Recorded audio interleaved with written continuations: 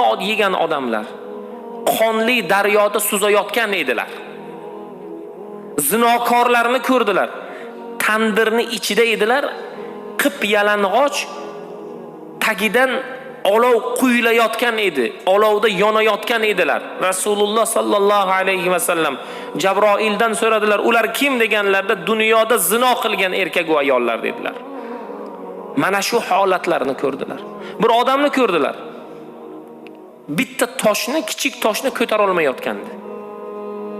U yog'idan aylanardi, bu yog'idan aylanardi, u tomondan aylanardi. U toshni ko'tara olmasdi. Ozgina vaqtdan keyin ko'rdilar. Toshni ham ko'tarayotgan edi. Farishtalar uni ustiga yana undan kattaroq tosh qo'ysalar ham bemalol ko'tarayotgandi. Payg'ambar sallallohu alayhi va sallam savol berdilar: "Ey Jabroil, o'zi bu kichkina toshni ko'tara olmayotgan edi hozir.